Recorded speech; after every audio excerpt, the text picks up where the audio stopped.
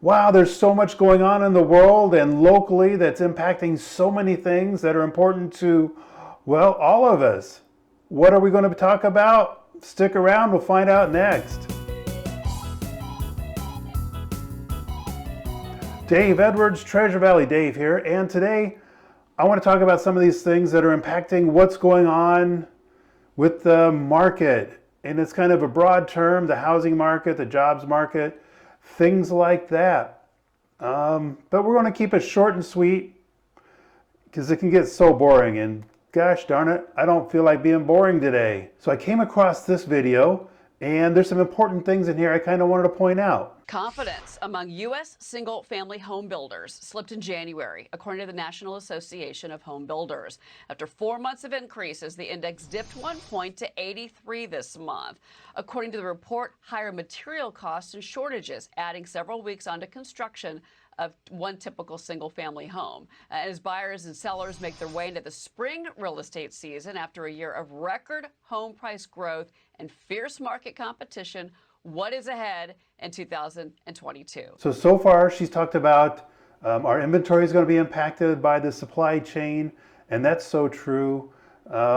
Plus also with COVID over the last however many years it's been, has been impacting the ability to make more houses, and there's just a lot of pent-up demand right now. So inventory is going to be something, it's going to be a theme that we come back to pretty often.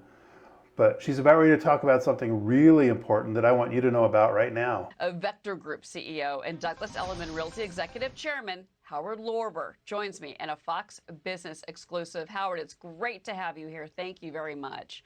Thank you for inviting me. Let's talk rates. That's the big story right now for everybody that's looking to invest in real estate. We're talking at least 4 rate hikes from the Fed. Maybe it's 5.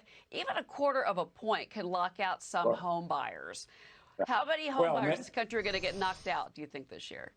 Well, first of all, it may be 3, 4, or 5, but it may also be 3 or 2. You know, you really don't know. You know, they say one thing sometimes and do something else. But the good thing about rate increases is that motivates people to jump into the market before they're priced out of the market. So once there are small rate hikes, they're going to go into the market because they're just afraid it's going to keep going, and then they'll be priced out. So did you catch that? So interest rates are going to be going up, who knows how many times over this year, 4, 5 times. And this expert said that when interest rates go up just a little bit here in the very near future, as they are right now, that a lot of people are going to be spurred to jump into the process. Maybe they've been putting it off. Now they're worried interest rates are going up, which they are. They're worried interest rates are going to go up more, which they are, and so they're going to jump into the market and they're going to buy their house right away. And that's going to be a big pool of people jumping in. So it's not just this expert that's saying that, but I have also another national expert essentially saying the same thing. Interest rates are going to have to increase to curb inflation. So that's kind of reiterates exactly what we were talking about. So we have inventory is an issue, and we have interest rates going up. So I have a local lender that sent me this, and this has another component to what we're talking about today, and this is inflation. Housing is one way to hedge against inflation. Well, that's very true. Your payments are going to stay the same regardless of how much more houses cost. You bought your house 5 years ago, your payment's still at that, but your house might be worth twice what it was when you bought it. So that's what they mean by a hedge against inflation. And so people are seeing interest rates go up. They see that interest rates are going up to combat inflation.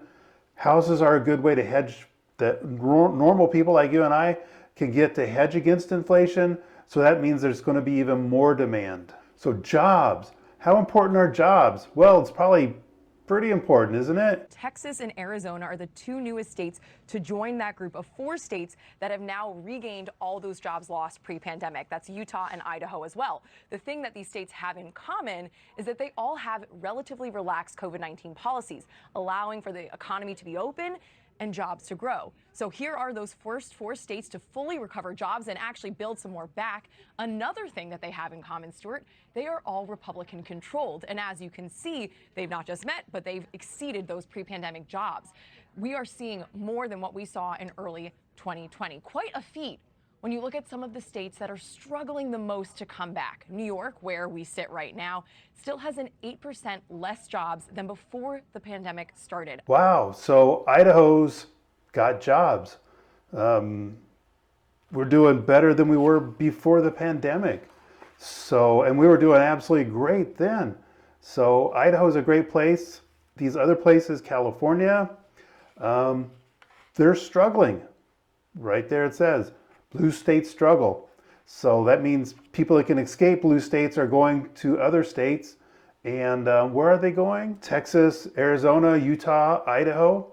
I know that there's a lot going over to the southern states too, because it's nice and people are friendly there. But this is where a lot of businesses have gone to, from, say, California to Texas, Arizona, some to Idaho. So we have no shortage of jobs.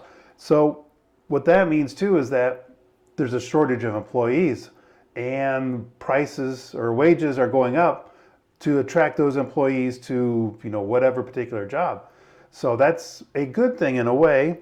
And that kind of leads us into our next thing, is locally, we've got the Boise Dev, and they keep an eye on what's going on development-wise in our Treasure Valley. And one of the things they're talking about is that they are seeing jobs and wages going up, not as fast as home prices are going up, but they are headed in the right direction. So I think that's a good sign. Now, if our market here, our housing market here, could just kind of, cool its jets for a little bit and let wages catch up, is that going to happen? I'm not sure. Let's see what this last article looks like. This is a nationwide article at Realtor.com. You've probably heard of them. Talks about experts, what's likely to happen in 2022. They say the housing market is going to normalize. So this was written in December last month. They say that these experts predict that annual median home prices will increase 5.7% and inflation will rise 4%. Well, I hate to tell them this, inflation's already up 9%. So these experts might be a little optimistic in that. Interestingly, I saw that, Biden's Build Back Better program, which this part of it that's focusing on houses, is supposed to provide $10 billion in down payment assistance to first-generation home buyers. So if this is your first generation of ever buying a home in the United States, then there will be some money there for you. $24 billion for vouchers for rental assistance. So it has nothing to do with you being able to buy a house, but landlords will be more assured of getting paid.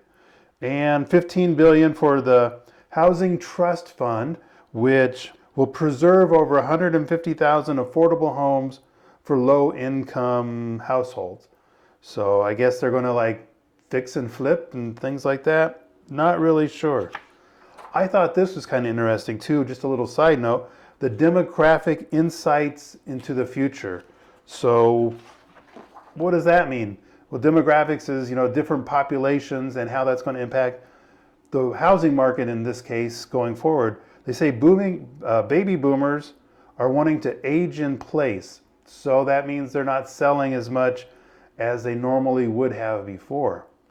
So that means that there's not inventory turning over. Millennials is the largest generation of potential buyers, but they face significant headwinds, such as a low inventory, which we already talked about, high prices, we all know about that, and their student loan debt load that they've got.